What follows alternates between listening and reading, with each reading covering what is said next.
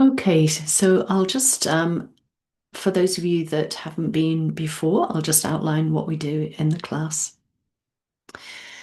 So, usually we start off, I record this first few minutes where I say something about an aspect of the this receptive awareness practice. And then I put that up on YouTube later in the day. And then we meditate for about 40 minutes, and I usually lead into the first half of that. And then the last 10 minutes is for if you've got something you'd like to say about your practice, there's time to hear from a few people. So it's a place where we sort of unfold the practice a little bit more just through hearing about your experience. And I've usually got something to say in response. Yeah. So this morning, or actually, it's not morning for you all. So this right now, in this moment, I thought I'd say something about an aspect of right view, which is really significant and important in the practice right view. And I came across a very short quote of Bante's when I was researching for the Freedom from Clinging retreat a few weeks ago. And Bhante says, when we suffer through the loss of something or someone, it alerts us to wrong view. So it's the suffering from a loss that alerts us that wrong view is present rather than right view.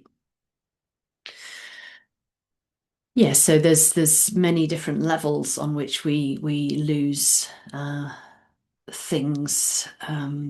I knocked a few months ago, knocked my favorite mug off our rather flimsy draining board, and it smashed on the floor. And there were a few moments where I went, "Oh no, I really like that coffee mug." And then, quite quickly there was an acceptance. Okay, oh, right, well, it's gone. Put the pieces in the bin. But when it comes to, bigger losses, a loss of a person or the loss of a relationship, then I think the bigger losses have a bigger process usually that goes with them and do take more time, and they're more complex.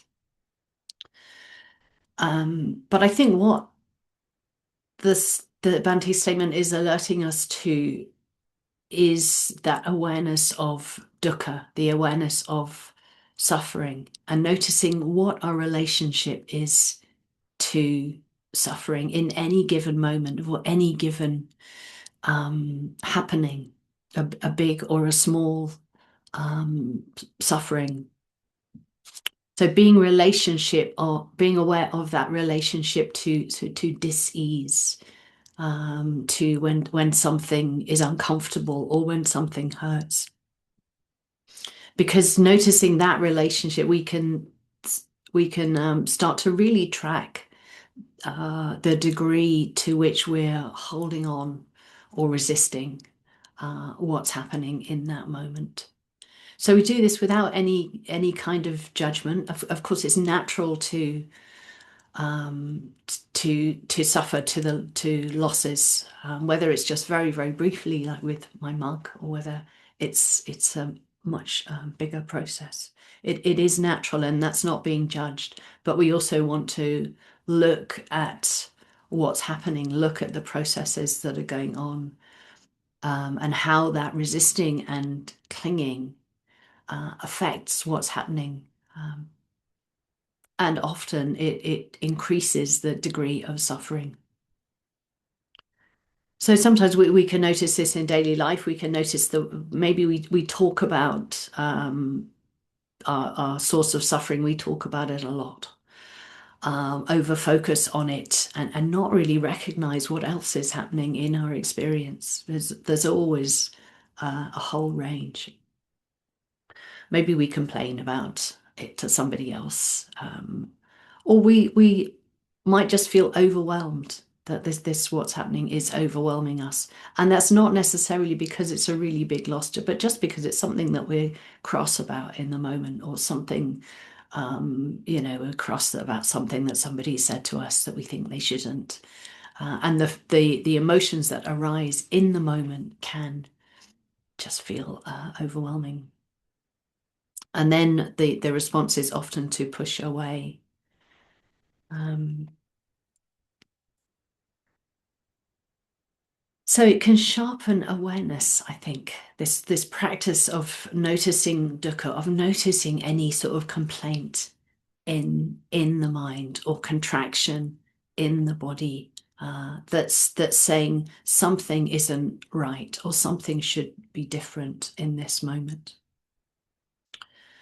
Um, and noticing dukkha as something that is a natural occurrence in experience. I think for many of us, there's the sense that, oh, this is a mistake. This shouldn't be happening. Our Buddhist practice or our Buddhist theory tells us that's not right view, but there's a deep inclination to or instinctual response that this isn't right. How can I make this be different or go away? But every time we notice that relationship uh, of dukkha, then we have a chance to see more clearly with right view. So bringing awareness and right view to what's happening. And even small moments of awareness, they build, and right view, they build a tolerance, an openness to experience. They build a sort of patience, and there's so much strength in patience and that quality that's able to be with what's happening.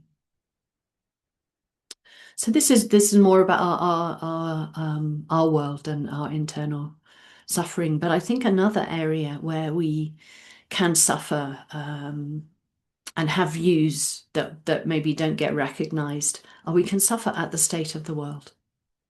Uh, there's a lot happening which we might be unhappy about, and uh, also we're not judging that. We're not judging that. There's yeah, our feelings are our feelings.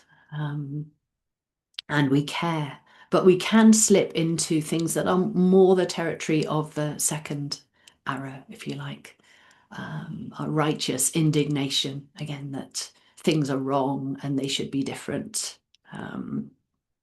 or horrified anxiety. So again, that's another expression of overwhelm. Um, and we can mistake these for compassion, not quite see what's going on, not see the bigger picture in that there's some reactivity in our response to what's happening. So we lose that bigger perspective of right view. So with right view, we sort of draw back, or we sort of zoom out from being caught in our relationship to what we see happening, what we read about happening. And we draw back from the view that the world should somehow confirm to our expectations about what should be happening. And I think there's a particular view that perhaps has grown through our lifetime, which is that things just get better and better. That's what should be happening in the world. We're more sort of uh, enlightened. We've got things are changing for the better. Some things are changing for the better, and we've had this period of unprecedented stability for 80 years. But actually, we need to take into account the Buddha's perspective, the Buddha's view on samsara, which is samsara is based on samsara is a world of greed, hatred, and delusion. So there are always going to be ups and downs. There's never sort of simple progression. Um, so there's a real tension there. I think there's a tension between seeing that more clearly, the view of the world as a place with a lot of greed, hatred, and delusion, and that is the nature of samsara. And that tension because we also want to try to make things better in our own sphere of influence, actually. But we clearly know the limitations of samsara. So I think when we're doing this sort of in a way, being aware of this tension enables us to sort of recognize wrong view or right view in the mind more quickly and more easily. And that recognition calms the mind down. Right view reduces reactivity in the mind because it recognizes reactivity in awareness. Um, Sometimes that's a process. The mind sort of keeps recognizing different aspects of what's happening in experience and gradually calms down. And other times it's like a bubble that just pops. Uh, yeah, an insight quality to that knowing. The bubble pops, and then there's more clear seeing in the mind in that moment. One thing I was thinking about this morning, one of the last things I'll say, is that clear recognition of the nature of samsara, as well as having something of an insight quality to it. I think it can also really increase our motivation to help. It's purified our relationship to whatever the dukkha is, and that allows the motivation to sort of run more freely and more purely within us. So, a question we can drop in, and this will be the last thing I'll say, is how I'm thinking about this, is how I'm thinking or feeling causing me suffering? Just really recognizing that. And that brings in right view in itself, thinking in line with the Buddha, with how the Buddha thought, is how I'm thinking about whatever this is causing me suffering. So we recognize that it's the thoughts themselves that contribute to the suffering. It's not all about the object or the experience, but how we're thinking about it can help or hinder